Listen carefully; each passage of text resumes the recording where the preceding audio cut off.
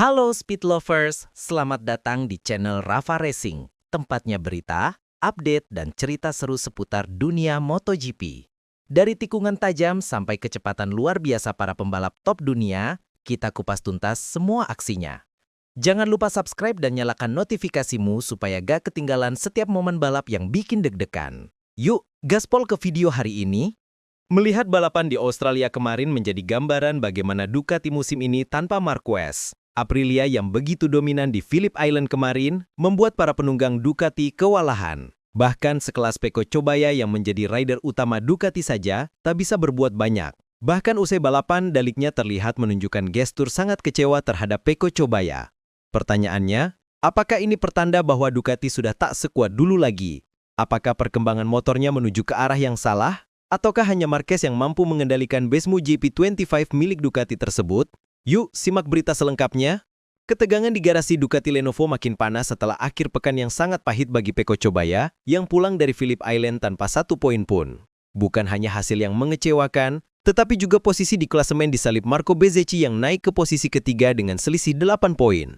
Di balapan utama, pembalap Ducati Lenovo itu terjatuh saat balapan menyisakan 4 lap lagi. Sebelumnya dia juga tampil buruk dalam sesi sprint dan finish kedua dari belakang. Segalanya seakan-akan berjalan salah di sirkuit Phillip Island, dan suasana di garasi Ducati pun mulai diselimuti rasa kecewa dan penuh ketegangan. Iya, rasa tegang di garasi Ducati terasa nyata saat kamera menangkap momen saling diam antara Pecco Chobaya dan gigi dalingnya saat berada di dalam garasi. Bahkan saat berbicara dengan media setelah balapan, Pecco Chobaya pun merasa kesulitan untuk berkata-kata. Pembalap Italia itu menegaskan bahwa Ducati yang ia rasa nyaman adalah yang menyapu bersih di Jepang dan bahwa motor yang ia kendarai di Australia jauh dari itu. Bagnaia merasa berdosa Ducati merah terpuruk dalam balapan dan berbicara mengenai Marc Marquez. Marquez yang biasanya menggendong hasil tim seharusnya yang naik podium di MotoGP Australia. Jika Marquez ada di sini, dia mungkin akan naik podium. Tetapi saya tidak bisa menghentikan motor agar tidak berguncang, ujar Bagnaia. Namun apalah daya, saat ini Marquez masih fokus dalam masa pemulihan cedera di bahu kanannya.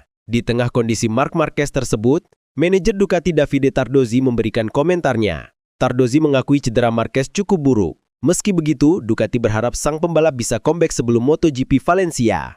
Pihak medis sendiri kabarnya menyarankan Marquez untuk absen selama 16 pekan agar benar-benar pulih sepenuhnya. Dari pernyataan tersebut, Ducati menekankan Marquez tak perlu buru-buru kembali agar sang pembalap pulih sepenuhnya karena kondisinya tentu yang paling utama. Kita berharap dia bisa ikut balapan terakhir musim ini dan ikut tes di Valencia. Tetapi sekali lagi kita harus menunggu apa yang dikatakan dokter. Kita tidak ingin terburu-buru. Dia pernah mengalami banyak masalah di masa lalu karena kembali terlalu cepat untuk balapan, kata Tardozzi. Seri MotoGP Australia kali ini tampaknya menjadi salah satu momen paling sulit bagi tim pabrikan Ducati Lenovo dalam musim ini. Tanpa kehadiran Marquez, performa Ducati terlihat goyah dan seperti kehilangan arah.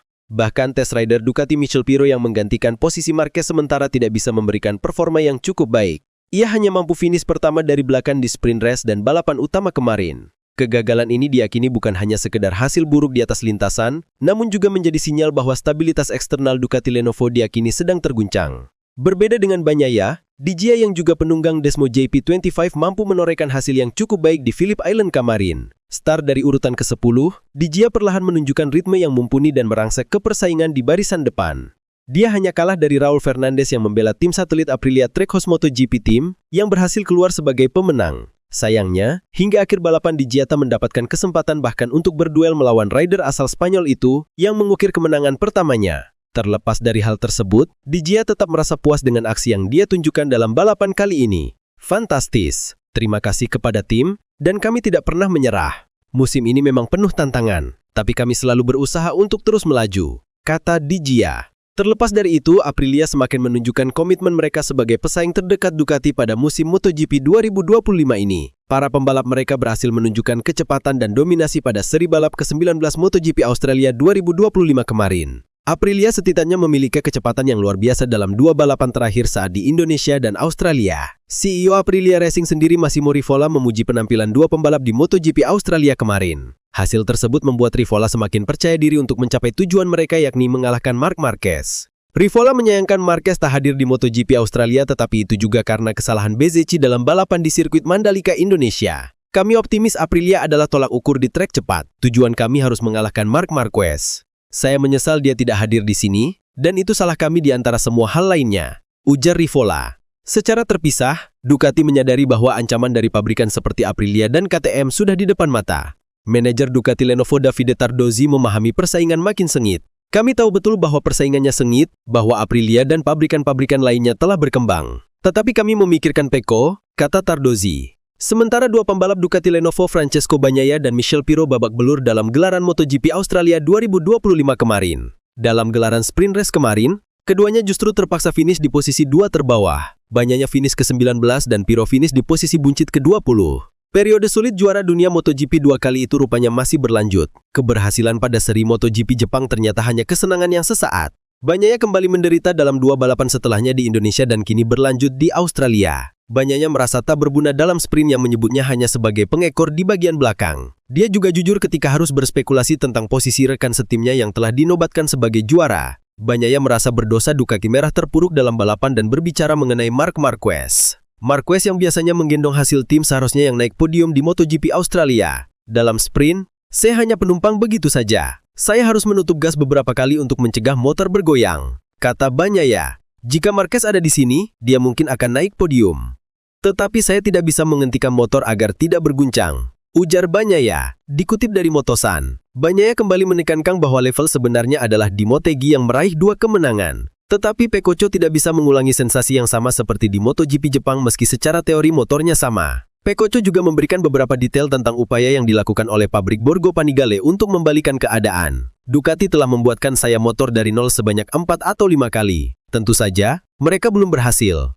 Bahkan sebaliknya, perasaannya lebih buruk daripada di awal musim. Sejak Hiti Austria semuanya mulai memburuk, pungkas Pecco Bagnaia. Tampaknya Pecco Bagnaia sedang menuju jurang kehancuran di MotoGP 2025 ini. Krisis sensasi yang ia alami sejak awal musim bisa menjadi lebih buruk. Penampilan yang jauh dari kata memuaskan ini bahkan membuat mantan pembalap MotoGP dan kini pengamat Carlos Checa sulitan untuk memahami dan memberikan penjelasan logis mengenai situasi yang tengah menimpa Bagnaia. Carlos Checa menyampaikan keheranannya usai menyaksikan performa Bagnaia di balapan MotoGP Australia 2025. Menurutnya penurunan performa yang dialami Pecco sangat drastis dan tidak masuk akal dalam waktu yang singkat.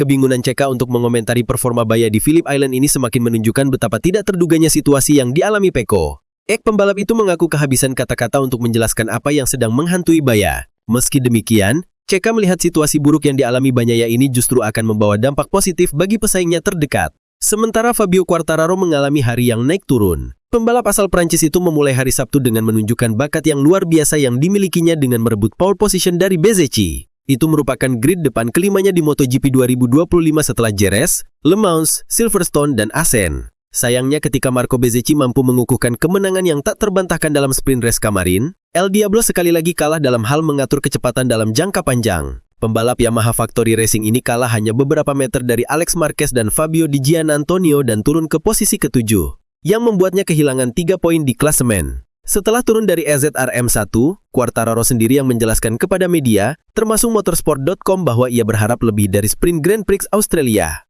Meskipun dalam kasus ini, bukan semata karena motornya, keputusannya untuk memulai balapan dengan ban depan medium dan ban belakang soft harus dibayar mahal dengan kegagalan. Saya berharap lebih dari sprint, tetapi saya membuat kesalahan saat memilih ban medium. Itu kesalahan saya, karena tim mencoba meyakinkan saya untuk memilih ban hard. Saya salah, karena saat itu, sangat panas, kata Quartararo. Pria asal Nice itu juga menjelaskan mengapa pole di Phillip Island semakin cocok untuknya daripada tempat lain. Menurutnya, ada beberapa pole yang terasa lebih baik daripada yang lain. Dan melakukannya di trek cepat seperti ini adalah momen yang paling membahagiakan bagi Quartararo. Terima kasih sudah nonton sampai akhir bro and sis. Jangan lupa like, komen, dan share video ini kalau kamu suka.